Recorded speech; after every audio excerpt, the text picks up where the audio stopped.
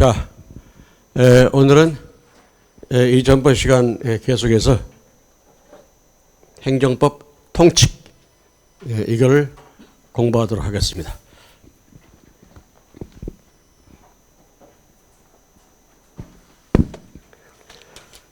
자, 271페이지를 보시면은 교재는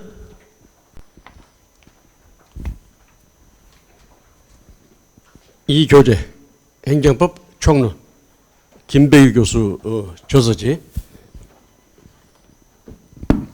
우선 행정상 법률 관계 이것이 설명이 되는데, 우리가 법률 관계 그러면은 우리가 A라고 하는 사람과 B라고 하는 사람 사이에 어떠한 관계가 있다, 이렇게 말하면은 이것은 모종의 썸씽이 있는 모양이구나. 이것은 법률적 고찰의 대상이 안 됩니다. 그런데 A라고 하는 사람과, 예를 들어서 우리가 이걸 생각하면 되지. 경찰관이 걸어가 길거리를. 그러면은 이것은 단순한 사실 행위로서 일단은 우리의 법률적 고찰의 대상에서 제외되는 것이죠. 걸어가던 경찰관이 여러분들에게 신분증을 요구한다든지 여러분들의 머리에 대고 곤봉을 대고 때렸다 하면은 이 경우에 Verwaltungsakt 행정행위가 되는 것이죠. 내가 독일에 있을 때 교수님이 나한테 그 설명을 하시더라고. 경찰관이 머리를 때렸다. 이것이 바로 Verwaltungsakt다. 행정행위다. 이렇게 설명을 하는 것이죠. 그러니까 관계, 이것은 무슨 썸씽이 있는 모양이구나, 이걸로 끝나. 그런데 A라고 하는 사람과 B라고 하는 사람 사이에 법률관계가 형성되어 있다. 또 A라고 하는 사람과 B라고 하는 사람 사이에 채권 채무관계가 형성되어 있구나. A가 B에게 돈 100만 원을 꿔줬다. 그러면은 이것은 법률적 고찰의 대상이 된다는 말이죠. 이것을 우리는 법률 관계이다, 이렇게 설명을 하고 있습니다. 이것이 사법상 관계, 사인 간의 사법상의 관계였다면 사법상 법률 관계가 되겠죠. 이것이 공법 관계인 행정법 관계에서 이루어졌다면 이것을 우리는 뭐라고 할까? 행정상 법률 관계, 이렇게 설명을 할 수가 있는 것이죠. 이 행정상 법률 관계는 간단하게 말해서 행정 주체 대 행정 객체 사이의 법률 관계를 의미한다. 행정 주체, 그 다음에 행정 객체 사이의 법률 관계, 행정법 관계, 이것을 우리는 행정상 법률 관계, 민법 관계라면은 민사상 법률 관계 또는 사법상 법률 관계, 이렇게 표현을 하겠지. 일단 우리가 약속을 하기를 행정 주체는 국가 또는 공공단체를 행정 주체라고 하자, 이렇게 약속을 했습니다. 행정 객체는 사인, 즉 행정법 관계에서의 행정 주체의 상대방, 이것을 우리는 행정 객체 이렇게 부르든지 행정 주체의 상대방 또는 행정 객체 또는 사인, 이렇게 부른다는 것이죠. 그러니까 여러분들이 행정법 교과서를 볼 때 행정 주체의 상대방 이렇게 말하면은 행정 객체를 말하는 것이구나. 여기서 말하는 행정 객체는 우리 사인, 즉 국민을 말하는 것이구나. 즉 국가, 공공단체 대 국민과의 행정법 관계에서 이루어지는 법률 관계, 이것을 우리는 행정상 법률 관계, 이렇게 부른다는 말이지. 자, 이러한 행정상 법률 관계는 271페이지에서 보는 바와 같이 행정 주체인 국가, 공공단체 대 행정 객체인 국민, 사인 사이의 발생하는 법률 관계, 이것을 우리는 행정상 법률 관계, 이렇게 부르고 있다는 것이죠. 이러한 행정상 법률 관계는 다시 여러분들이 272페이지를 보시면은 행정조직법 관계 그리고 행정작용법 관계로 크게 나누어서 설명을 할 수가 있는 것이죠. 여러분들이 어떠한 경우에 행정작용법이다 이런 말을 많이 들을 수가 있는데 국민과 국가와의 또는 국가와 국민 간의 법률 관계를 규율하는 법 관계 이것을 작용법이다 이렇게 무조건 이해를 해 두시면 됩니다. 행정작용법이라는 말은 표현은 무슨 말이지?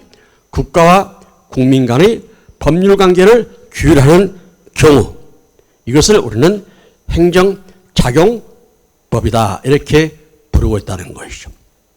이 행정작용법 관계는 다시 두 가지로 나누어서 설명을 할 수가 있습니다. 다시 말해서 공법 관계인 행정법 관계와 사법 관계, 즉 국고 관계로 나누어서 설명을 할 수가 있다는 것이죠. 국고 관계는 다른 말로 표현하면은 피스쿠스, 일종의 국가도 말이죠. 일종의 사경제작용을 한다.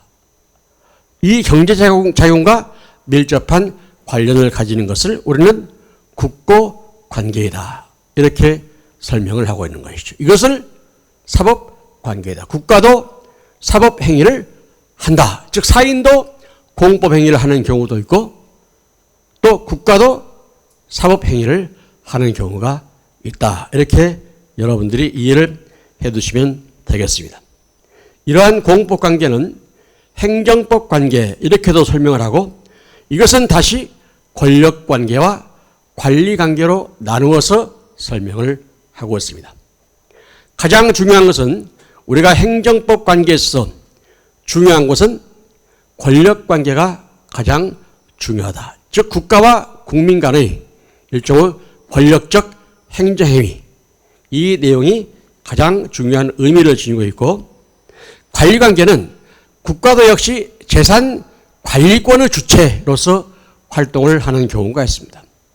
재산 관리권의 주체 그 다음에 국고 관계는 즉 사법 관계는 일정한 재산권을 행사하는 것. 그 다음에 관리 관계는 재산 관리권의 주체가 되는 경우 이것을 우리는 관리 관계 이렇게 부르고 있는 것이죠. 그렇기 때문에 가장 중요한 것은 이 권력 관계가 가장 중요한 의미를 지니고 있고 또 이 권력 관계는 다시 두 가지로 나눈다면 일반 권력 관계와 특별 권력 관계로 나눌 수가 있습니다. 일반 권력 관계는 뭐냐면은 국민이 나면서부터 자동적으로 국가와 일정한 법률 관계가 형성되는데 이것은 우리가 일반 권력 관계다. 즉 국민은 나면서부터 일정한 범위 내에서 권리 또는 의무 관계를 형성한단 말이죠. 이것을 우리는 일반 권력 관계. 국민이면 누구든지 당연히 형성되는 법률 관계이다. 그런데 특별 권력 관계는 그러한 일반 국민들 중에서도 특수한 신분을 가진 국민들이 있습니다.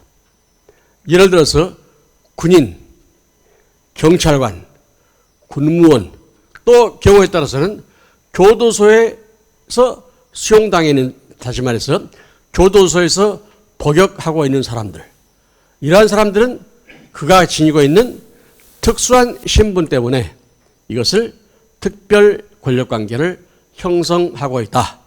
이렇게 설명을 할 수가 있는 것이죠.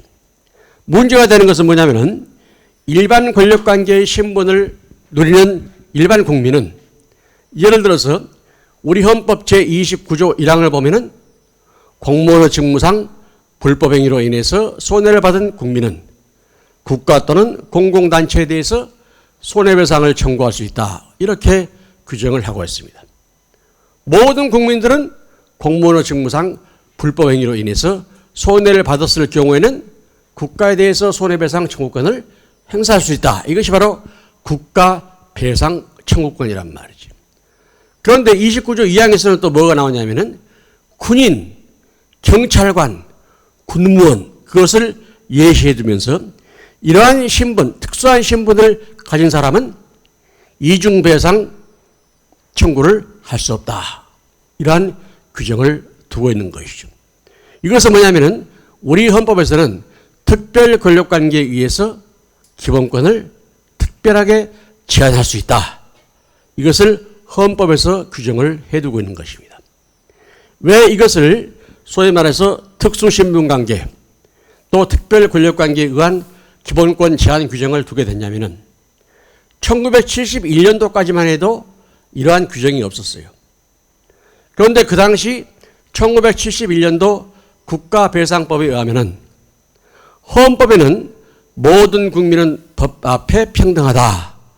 이러한 규정이 있는데 우리 국가배상법 제2조에서 조금 전에 말한 군인, 경찰관, 군무원 이런 사람들이 전투나 훈련 중에 어떠한 부상을 당했다라고 할 때 일정한 보상금을 국가에서 주는 것 외에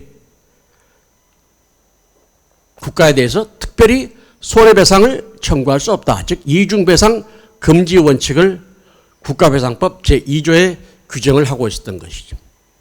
그러니까 1971년 대법원 판례에서 바로 이 국가배상법 제2조는 우리 헌법에서 규정하고 있는 평등 원칙을 침해한 것이다.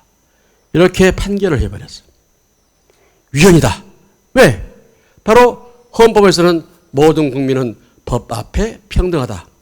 이것은 하나의 헌법 정신이죠. 여러분들이 헌법 정신이다. 헌법 정신, 헌법 가치, 또 헌법적 가치 이런 말을 많이 듣는데 헌법 정신, Verfassungsgeist 뭐가 헌법 정신이야? 헌법 정신에 합당한 것입니다. 이것은 헌법적 가치가 있는 것입니다. 뭐가 헌법적 가치가 있다는 말이야 도대체? 이렇게 생각하면 돼요. 헌법 정신은 우리 헌법 전문부터 헌법 130조까지 나와 있는 모든 헌법 규범들이 다 헌법 정신이다. 이렇게 이해를 해 두시면 됩니다. 예를 들어서 우리 헌법 전문을 보면은 유구한 역사와 전통에 빛나는 우리 대한국민은 대한민국이 아니고 대한국민은 이 국민이 헌법 제정 권력자라는 말이야. 우리 대한국민은 4.19 의거, 그렇죠. 3.1운동 정신 이것을 계승한다. 그러한 내용들이 쭉 설명이 되고 있죠. 그러면서 헌법 제1조 1항에 대한민국은 민주공화국이다. 또 1조 2항에 대한민국의 주권은 모든 국민에게 있고 모든 권력은 국민으로부터 나온다라고 하는 이러한 조항들들. 그 다음에 10조에서는 인간으로서 존엄과 같이 행복 추구권을 규정하고 있는 것. 11조에서는 평등권을 규정하고 있는 것. 바로 이러한 내용들이 전부 하나의 헌법 정신에 해당된다는 말이지. 즉 우리 대한민국의 헌법 정신은 4.19 이념을 계승한다. 3.1운동 정신을 계승하겠다. 자유민주적 기본질서를 우리가 존중하겠다. 자유민주적 기본질서의 토대하에 통일정책을 수립하겠다. 정당의 설립은 자유이며 복수정당제도는 보장된다라고 하는 이 모든 헌법 규정, 규범 그 자체들이 하나의 헌법 정신에 해당되는 것이다. 대한민국은 민주주의 국가란 말이지. 자유민주주의 국가이다. 또 대한민국은 왕을 두지 않는 공화국이다. 또 국민주권주의를 채택하고 있다. 모든 권력은 국민으로부터 나온다. 이러한 것들은 하나의 헌법 정신에 해당되는 것이고 이러한 헌법 정신으로부터 하나의 헌법 가치가 산출되는 것이죠. 그러니까 예를 들어서 우리 헌법 11조를 보면은 모든 국민은 법 앞에 평등하다라고 하는 이 헌법 규범 그 자체는 대한민국의 헌법 정신이 모든 대한민국 국민들에게 평등하게 처우를 해주겠다는 말이에요. 기회평등, 결과평등. 물론 이제 기회평등이 먼저냐, 결과평등이 먼저냐 이것은 나중에 따질 문제고 바로 모든 국민은 법 앞에 평등하다라고 하는 것이 하나의 헌법 정신이라면은 모든 국민들에게 법 앞에 평등하게 대접을 받고 또 이것을 요구할 수 있는 권리를 주장할 수 있는 것. 이것은 하나의 헌법 가치가 되는 것이죠. 즉 헌법 정신으로부터 하나의 헌법적 가치가 도출되는 것이다. 그래서 헌법 정신과 헌법 가치는 서로 상호 밀접한 관련을 가지고 있다. 이렇게 여러분들이 이해를 해 두시면 됩니다. 그렇기 때문에 이것은 내가 이러한 처분을 내리는 것, 이것은 헌법 정신에 타당하다. 또 이러한 것들은 헌법적 가치가 있는 것으로서 보장받을 만한 것이다. 이러한 주장을 할 수가 있는 것이죠. 그런데 여기서 말하는 헌법적 가치 이렇게 말할 때는 우리가 규범 중에서 헌법이 최상위 규범이기 때문에 일반 법 원칙 또는 법적 가치가 있다라고 하는 것보다는 헌법적 가치가 있다라고 하는 것이 훨씬 국민 입장에서 볼 때는 기본권을 보장해주는 그러한 형식 또는 내용을 지니는 것이기 때문에 헌법 정신, 헌법적 가치 이것은 대단히 중요한 의미를 지니고 있다. 이렇게 이해를 해두시면 되겠습니다.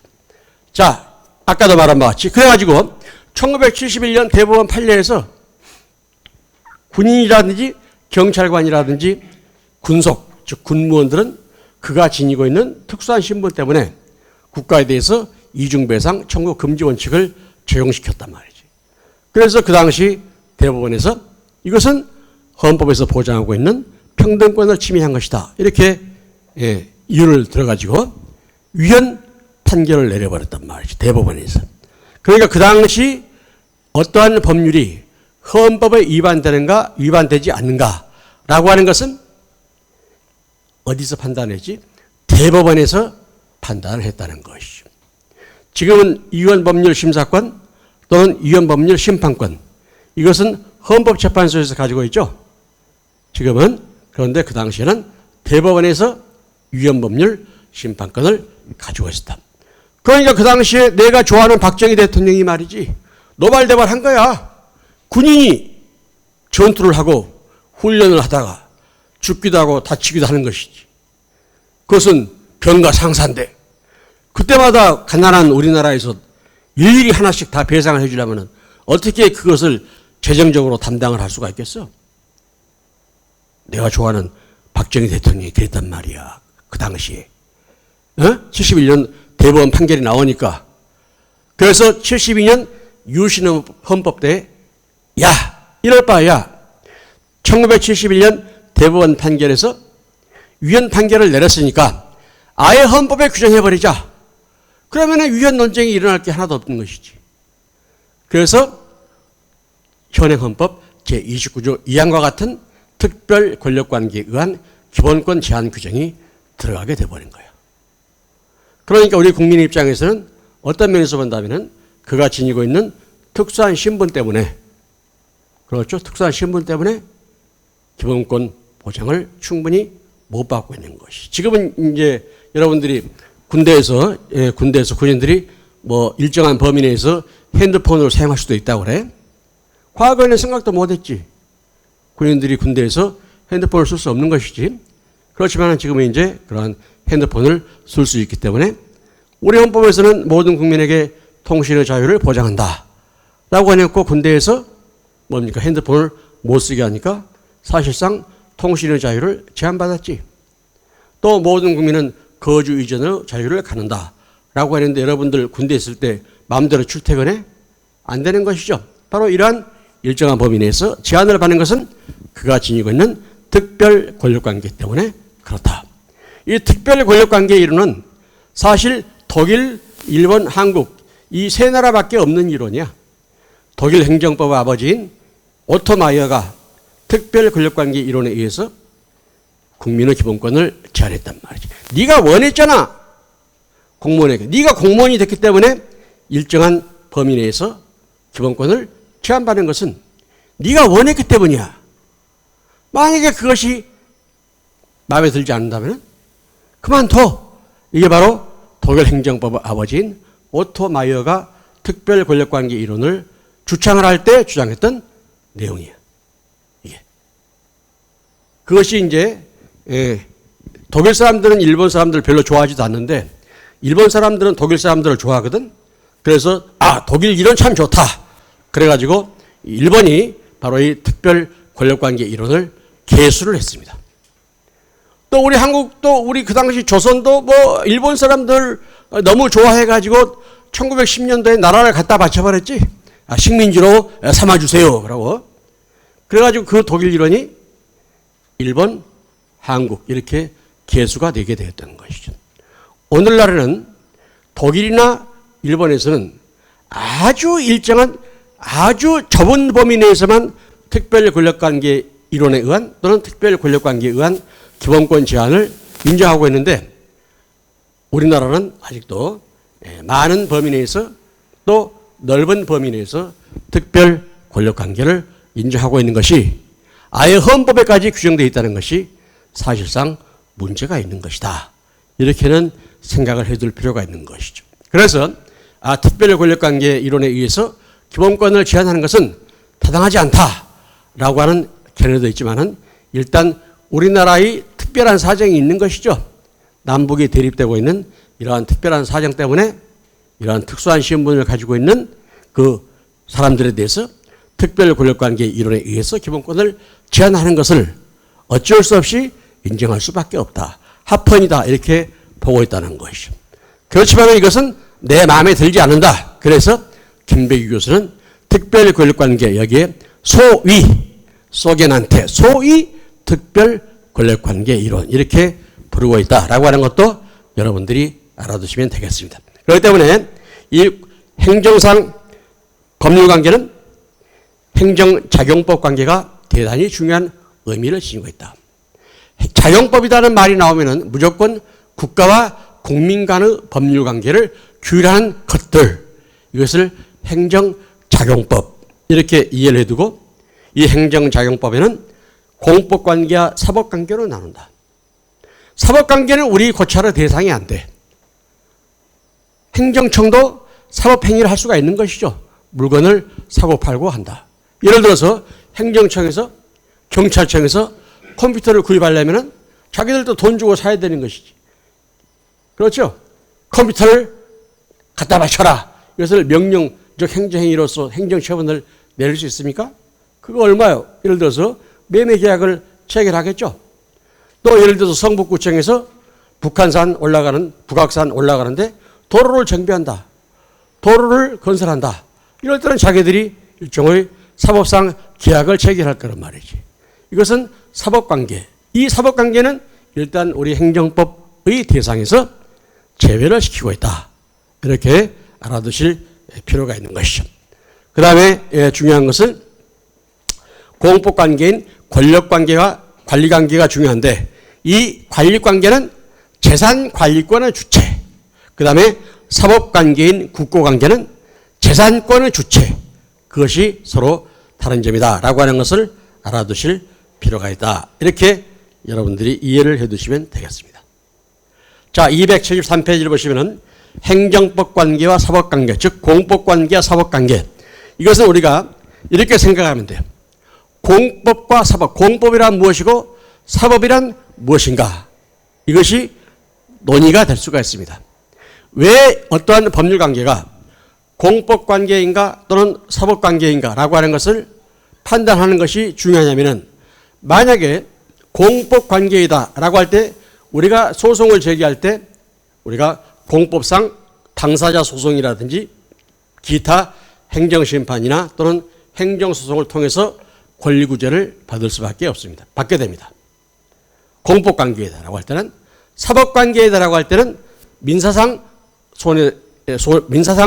어떠한 절차를 통해서 우리가 손해배상을 청구한다든지 민사법적 구제를 통할 수밖에 없다. 그래서 어떠한 법률관계가 공법관계인가 사법관계인가라고 하는 것을 구별하는 실익은 민사소송을 통해서 권리구제를 받을 것이냐 아니면 행정소송을 통해서 권리구제를 받을 것인가, 이것을 따지는 실익이 있기 때문에 공법관계이다 사법관계이다 라고 하는 것을 구별을 하게 된단 말이죠. 예를 들어서 우리가 국가에 대해서 조금 전에 말한 것 같이 공무원의 직무상 불법행위로 인해서 손해를 받았다. 그래서 손해배상을 청구한다. 즉 국가배상 청구권을 행사해야 되겠다. 또 행정상 손해배상을 청구해야 되겠다라고 할 때 이것이 국가배상 청구권이 또는 행정상 손해배상 청구권이 공법관계라면은 예를 들어서 행정소송 또는 공법상 당사자 소송 등을 통해서 권리구제를 받아야 됩니다. 그런데 이것이 민사관계라면은 민사소송을 통해서 권리구제를 받게 된다는 것이죠. 그래서 그것이 공법관계인가 사법관계인가라고 하는 것을 구별하는 실익이 있는 것이죠. 일반적으로 행정법학자들은 국가배상 청구권 또는 행정상 손해배상을 공법관계로 보고 있고 또 공법관계요 또 이 권리는 공권이다 이렇게 보고 있습니다. 따라서 공법상 당사자 소송이나 기타 행정소송 등을 통해서 권리구제를 받을 수 있다. 그런데 대법원에서는 이것은 사건이요 또 이것은 공법관계가 아닌 민사관계이다 이렇게 보고 있기 때문에 우리는 현실적으로 재판을 한다면 민사소송을 통해서 권리구제를 받을 수밖에 없다.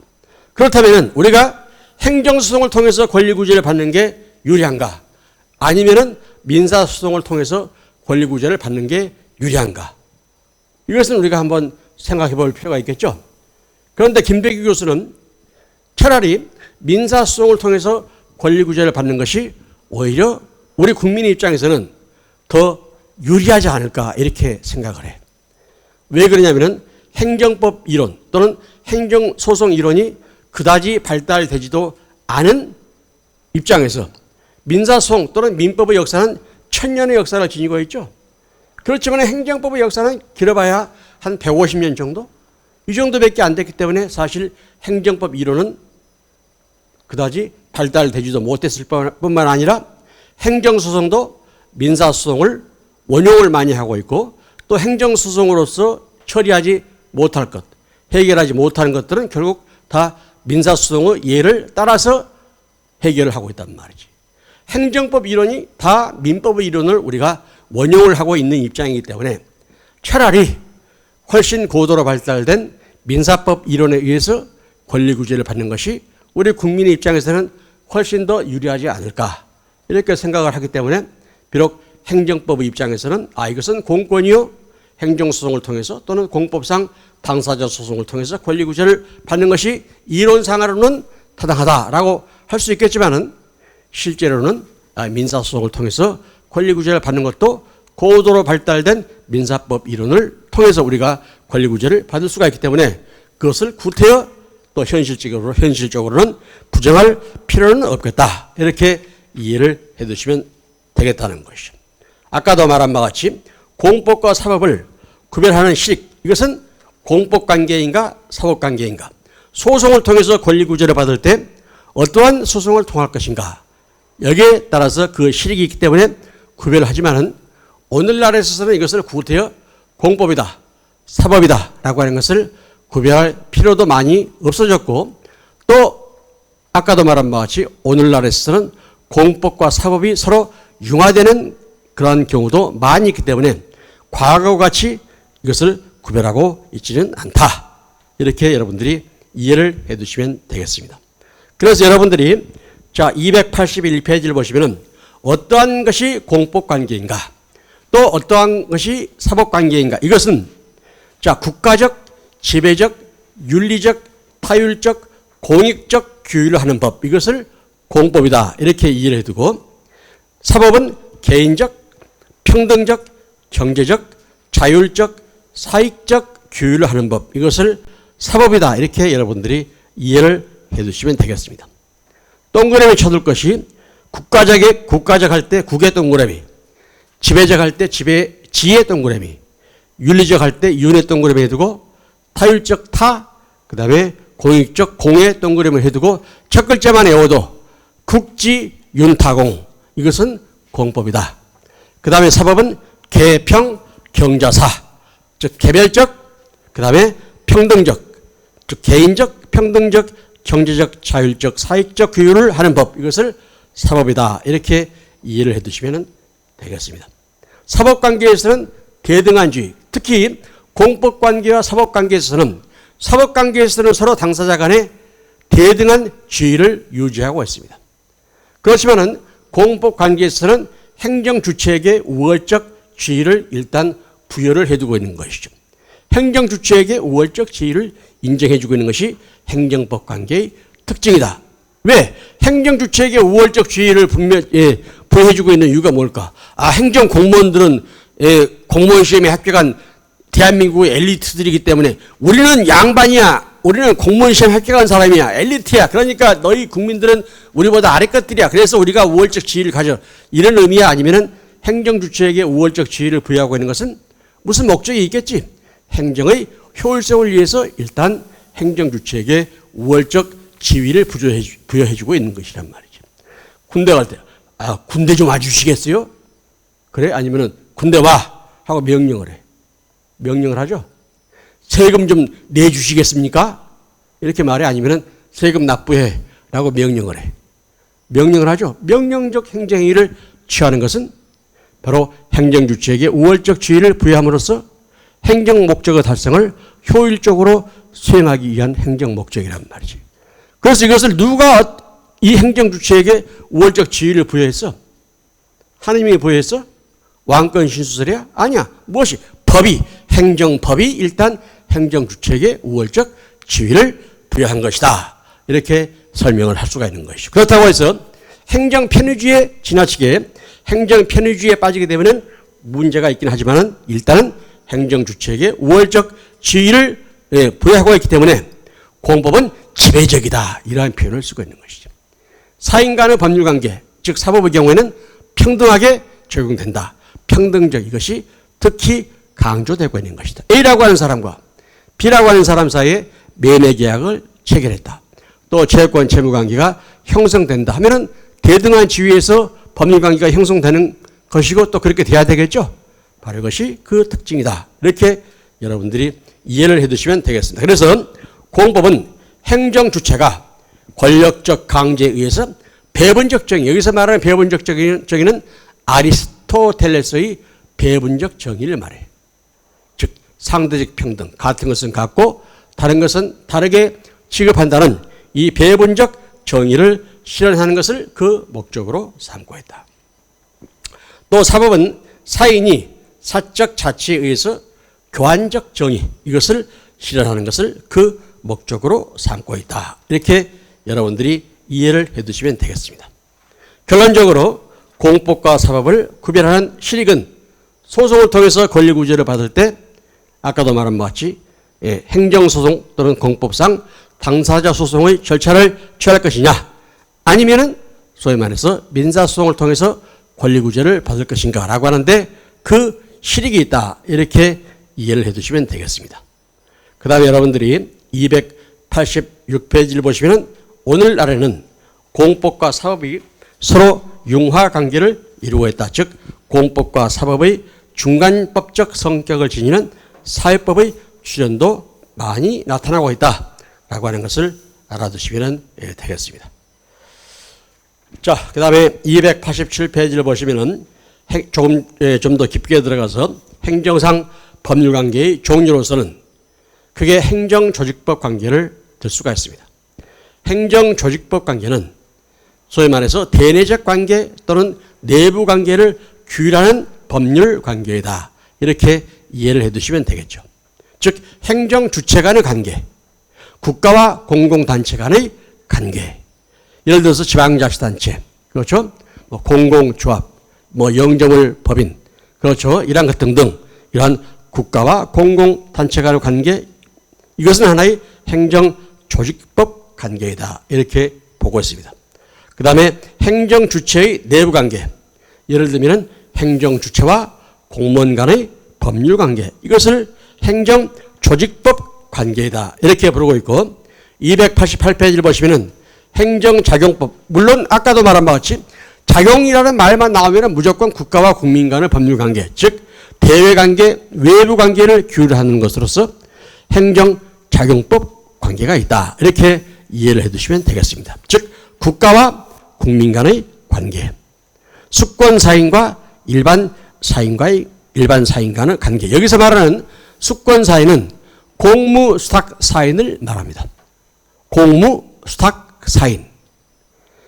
또 이것은 공권수탁사인 이렇게도 말하고 또 공무수탁사인을 공무수행사인 이렇게도 표현을 합니다. 행정학에서는 내가 어떤 행정학 교수님한테 공무수탁사인 그랬더니 그 행정학 교수님이 공무수행사인 그러더라고. 그러니까 그 행정학적인 측면에서는 공무수행, 우리가 법적 측면으로서는 위임 또는 위탁의 법리에 따라서 위탁, 공무를 사인에게 위탁을 해줬단 말이지. 이러한 경우에는 우리가 공무수탁사인이 되는 것이죠.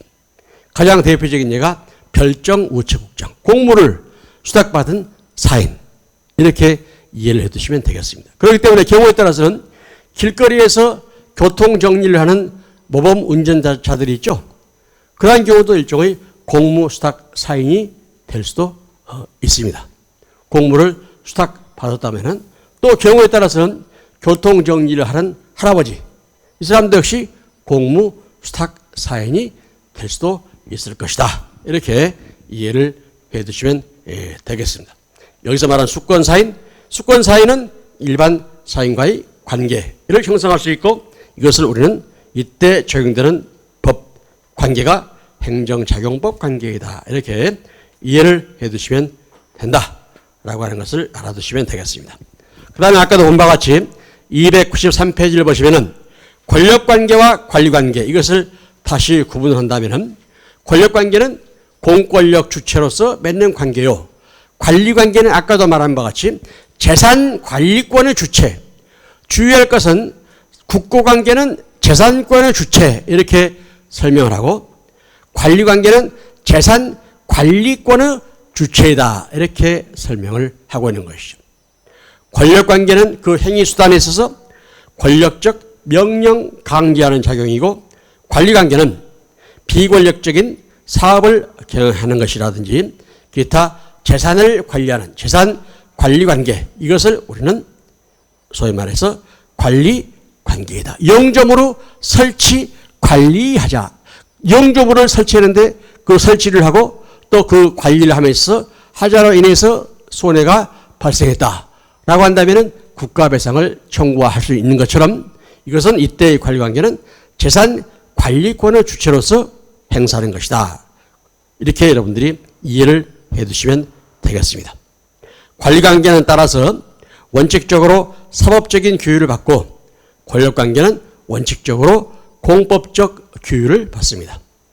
또 권력관계는 아까도 설명한 바와 같이 국가의사에게 우월적 힘을 줘, 또 공정력을 부여합니다. 이 공정력이라고 하는 것은 뭐냐면은, 일단 어떠한 행정행위가 또는 행정처벌이 내려졌을 때 그 행정행위가 중대하고도 명백한 사유로 인해서 당초부터 당연히 법률 효과를 발생하지 않는 경우, 당당무야, 당당무.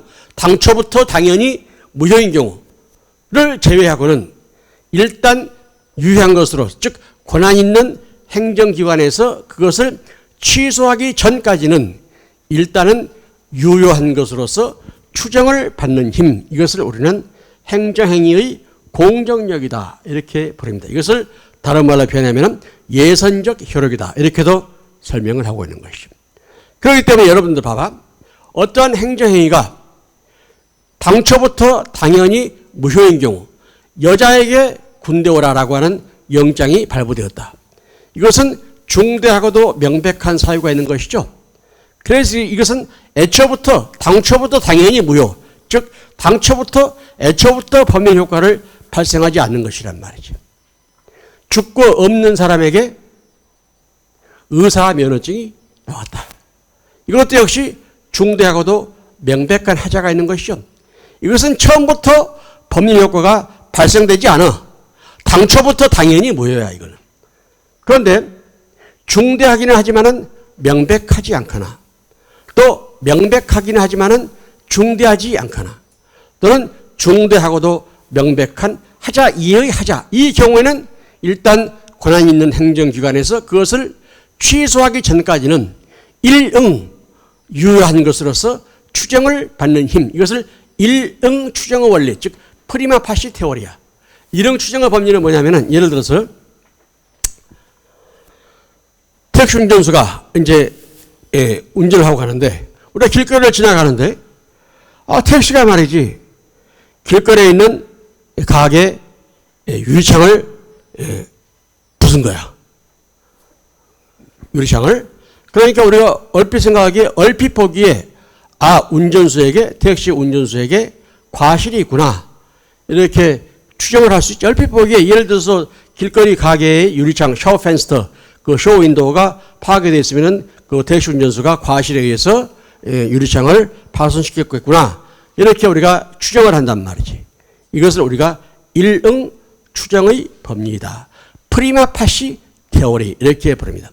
그런데 알고 봤더니 그 운전자는 갑자기 뛰어드는 어린이가 있어서 그 어린이를 피하기 위해서 부득이하게 급하게 회전을 하다 보니까 가게 유리문을 부수게 되었다 하면은 그 운전자에게 과실 책임이 덜어지겠지. 그렇죠? 바로 이러한 것들. 바로 이것을 우리는 일응 추정의 법리. 즉 추정을 한단 말이에요. 추정을 한다는 말은 반증이 있으면은 뒤집어진다는 말이야. 추정은. 간주를 한다면은 간주한다 그러면은 재판을 해야 돼. 추정한다 그러면은 반증이 있으면은 그것이 뒤집어지는 것. 이것을 우리가 추정 이렇게 표현을 하고 있는 것이죠. 그래서 공정력은 간주를 하는 힘은 아니야. 추정을 하는 힘. 즉 권한이 있는 행정기관에서 그것을 취소하기 전까지는 일응 유효하다는 추정을 받는 힘. 이것을 우리는 행정행위의 공정력이다. 이렇게 설명을 하고 있는 것이죠. 일단 유효하게 인정하기 때문에 세금을 납부하라 라고 하는 납부고지서가 나왔어. 그러면 그 사람은 나 세금 납부했는데 납부했지만은 그것을 본인이 입증하기 전까지는 만약에 거기에 대해서 강제 집행이 들어오게 되면 거기에 법정을 하는 수밖에 없게 된다는 말이죠. 왜? 이런 추정의 법리가 적용되기 때문에 그렇다. 이렇게 이해를 해 두시면 되겠습니다. 자, 그리고 이 권력관계는 이때 소송을 제기할 때는 항고쟁송, 예를 들어서 취소소송, 무효동 확인소송, 부작위 위법 확인소송, 행정청의 부작위는 위법하다라고 하는 확인을 구하는 소송, 또 취소소송, 그렇죠? 안페시퉁스클라게 가장 대표적인 소송의 유형을 우리는 취소소송 이렇게 부르고 있습니다. 안페시퉁, 독일의 그 페시텐, 이것은 칼싸움을 페시텐이라고 그래. 페시텐, 칼싸움을 한다. 그 다음에 나간다. 그래서 칼을 들고 서로 펜싱을 한 거야. 클라게는 한탄을 한다. 그 이스라엘에 가면 말이지, 그 통곡의 벽이라는 게 돼요. 통곡의 벽. 그럼 유대인들이 그 통곡의 벽에 가가지고 막 기도를 하면서 통곡을 한단 말이야. 하나님, 우리에게 왜 이러한 시련을 주십니까? 그런 통곡을 하는 통곡의 벽. 이것을 클라게 마우어. 이렇게 불러. 취소성은 어떠한 행정처분이 나에게 불리하게 내려졌기 때문에 내가 칼싸움을 하는 거야. 행정청을 상대로 해서. 칼을 들고 펜싱을 나간다. 그래서 안페시퉁스 클라게 이렇게 부르고 있는 것이죠. 그 다음에 무효동 확인소송은 확인인데 오늘 여러분들이 아주 재미있는 판례가 있었어요. 재미있는 판례. 우리 민법에서는 그 친자관계, 즉 부부가 혼인 중에 있을 때 난 자식은 남편의 자식으로 본다 이렇게 돼 있어. 우리 민법에 그렇게 규정되어 있단 말이지. 그런데 무슨 사건이 있었냐면은 그 남편이 무정자증 환자였던 모양이야. 그래가지고 이제 다른 남자의 정자를 가지고 그 수태를 해서 임신을 돼가지고 아기를 낳았어. 그러다 도중에 말이지 또 여자가 임신이 된 거야. 그래서 그 남자는 자기의 무정자증이 치유가 된 모양이구나. 이렇게 생각을 하고 지금까지 살았어. 몇십 년을 산 모양이야. 그런데 최근에 몇 년 전에 이혼을 하려다 보니까 나중에 이혼을 하려고 하는 과정에서 그 자식이 자기 자식이 아니고 그 부인이 간통을 해가지고 낳은 자식이더라. 그래서 그 남편이 다 취소하겠다. 그래서 처음 그 합의하에 타인의 정자를 가지고 임신시켜서 낳았던 첫 아들, 둘째 아들 다 내 자식 아니다. 왜? 생물학적인 아버지가 아니기 때문에 자기가. 그래서 거부를 했단 말이지. 어제 대법원에서 나온 판결에 의하면은 그 자식들은 법적으로 그 남자의 자식이다. 이렇게 판단을 했던 것이죠. 그때 그 남자가 제기했던 소송이 친자관계 부존재 확인의소야. 우리 텔레비에서는 친생자관계 부존재 확인의소. 친생자 관계 부존재 확인소, 확인의 소, 확인소송이란 말이에요. 확인소송. 좀 줄여서 말하면 친자관계 부존재 확인소. 이 반대 입장에서는, 그 자식 입장에서는 친자관계 존재 확인소가 되겠지. 확인소송을 제기한 거야. 이때 대법원에서는 비록 유전학적으로는 또는 생물학적으로는 아버지가 아니라고 할지라도 법적으로는 아버지다, 이렇게 판단을 했던 것이지. 법적 가치 판단. 이 법적 가치 판단은 어떤 면에서 중요한 의미를 지니고 있냐면은, 우리가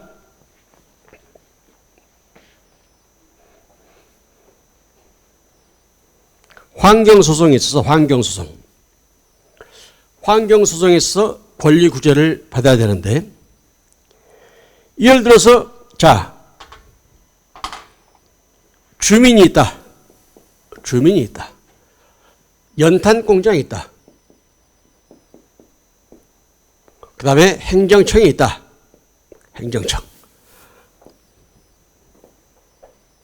행정청에서 규제 감독권 행사를 게을리해서 주민의 얼굴에 피부병이 생기게 됐다. 그러면 주민은 이제 우리가 이제 권리구제를 통해서 권리구제를 위해서 소송을 제기할 거란 말이지. 연탄공장을 상대로 해서 소송을 제기하는 사법적 권리구제를 취하는 방법이 있을 수가 있는 것이죠. 또 주민은 규제 감독권을 가지고 있는 행정청에서 제대로 하질 규제 감독을 행사하지 못했기 때문에 이 행정청을 상대로 해서 또 소송을 제기할 수가 있을 것이죠. 즉 공법상 공법적 권리구제를 받을 수가 있을 것이란 말이죠. 그러면 우리가 일단 이것을 생각해야 돼요. 소송을 제기하게 되면은 원고가 그 사실을 입증을 해야 됩니다. 입증을 해야 되는데, 이 주민들이 이 피해를 입은,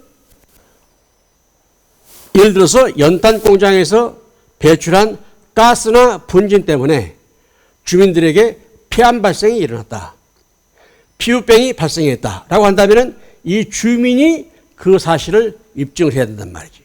다시 말해서 우리가 불법 행위로 인해서 손해배상을 청구하려면 민법 제750조를 일단 기준으로 하고 있습니다. 행정상 손해배상, 국가배상 청구권을 우리가 행사할 때도 일단 민법 제750조인 불법행위 책임을 기준으로 삼고 있단 말이죠. 고의 또는 과실로 인하여, 고의, 과실, 고의, 과실, 위법성. 세 번째, 인과관계. 네 번째, 손해배상. 손해 발생. 고의, 과실, 위법성, 인과관계, 손해 발생. 이 네 가지 요소, 즉 민법 750조의 불법 행위로 인한 손해배상 책임은 이 네 가지 요소를 내포하고 있단 말이죠. 상대방에게 고의 또는 과실이 있을 것, 그것은 위법할 것, 그 다음에 인과관계가 있을 것. 이때 인과관계는 아데쿠반츠 테오리 그래가지고 상당한 정도의 밀접한 인과관계, 즉 X라고 하는 원인 때문에 Y라고 하는 결과가 발생했다. 이것은 상당한 정도의 밀접한 인과관계가 있어야 된다. 이것이 X라고 하는 원인 때문에 Y라고 하는 결과가 발생했다. 이것을 상당 인과관계 이렇게 부릅니다. 국가배상이라든지 모든 불법행위 책임에 있어서 인과관계 입증은 항상 상당 인과관계를 요구하고 있다는 것이죠. 그런데 여러분들이 봐봐. 자, 연탄공장에서 배출한 가스나 분진 때문에 주민들에게 폐암이 발생했다. 이 주민들이 입증하려면은, 즉, 이 가스라고 하는 이것 때문에, X 때문에 암 발생이라고 하는 Y가 발생했다. 이 인과관계를 입증할 때 상당 인과관계를 요구하게 되면은 자연과학적인 지식이 없는 주민 입장에서는 굉장히 어렵지. 그래서, 야, 그러면 차라리 연탄공장 너희들이 이 오염시킨 환경오염 때문에 주민들에게 폐암을 발생시키지 않았다는 것을 너희들이 입증을 해봐. 이것을 우리가 입증 책임의 전환 이렇게 불러. 그러니까 우리 회사에서 발생시킨 가스나 분진은 주민들의 폐암과는 아무런 인과관계가 없습니다. 이것을 입증하도록 하는, 이것을 우리가 입증 책임의 전환 이렇게 부릅니다. 아니면은 또 여러분들이 이걸 생각할 수가 있습니다. 주민들이 자연과학적인 지식이 부족하기 때문에 이 X라고 하는 원인 물질 때문에 Y라고 하는 결과가 발생했겠지? 그럴 것 같은데 개연성이 있는데 이렇게 봐버린다는 것이죠. 이것을 우리는 개연성 이론이다. 개연성설 또는 신개연성설. 그럴 것 같아. 즉 상당한 정도의 인과관계가 있는지는 모르겠는데 그럴 만한 개연성이 있어 보여. 이것을 우리는 개연성 이론 이렇게 부르고 있단 말이지. 이때의 개연성 이론을 뒷받침하고 있는 이론이 바로 법관의 법적 가치 판단이야. 그러니까 조금 전에 대법원 판례에서 그 자식이 친자식은 아니지만은 법적으로 판단할 때는 법적으로는 친자식이란 말이에요. 생물학적으로는 친자식이 아니지만은 법적으로는 친자식이다. 이것은 법적 가치 판단을 대법원에서 해준 거야. 그러니까 예를 들면 그 자식들은 친자식으로 인정을 받기 때문에 법적으로 재산 상속을 받는다든지 법률적인 보호를 받을 수가 있겠지. 이와 같은 논리로 이 개연성 이론을 채택하고 있다라고 하는 것은 바로 법관의 법적 가치 판단에 의해서 X라고 하는 원인 물질 때문에 Y라고 하는 결과가 발생했을 것이다.